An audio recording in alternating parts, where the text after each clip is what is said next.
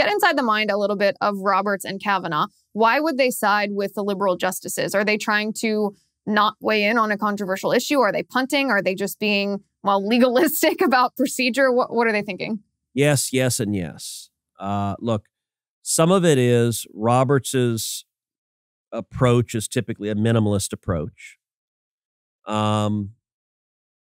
It also, this is reminiscent, and we talked about this on an earlier cloakroom or an earlier verdict. I don't remember which one it was, but the Supreme Court's decision a couple of months ago where they denied relief to the New York doctors who were being fired because of the New York vaccine mandate.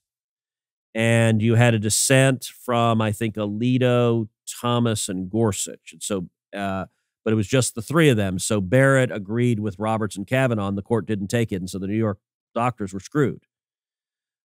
This is similar to that in terms of not addressing the issue and punting, but leaving the plaintiffs in a really bad world of hurt as a result of it.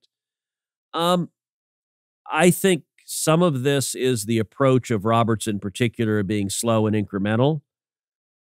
But I also think with both Roberts and Kavanaugh, it is an element also of being a little shocked from the reaction to Dobbs.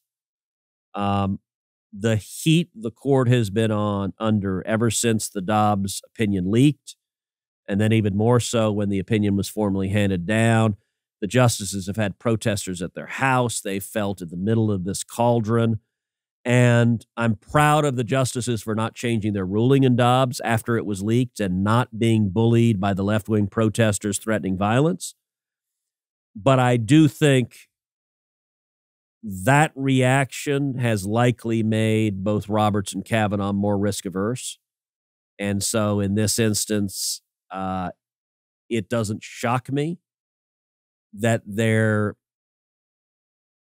eager to find a way to punt the issue. I think they are a little cautious right now.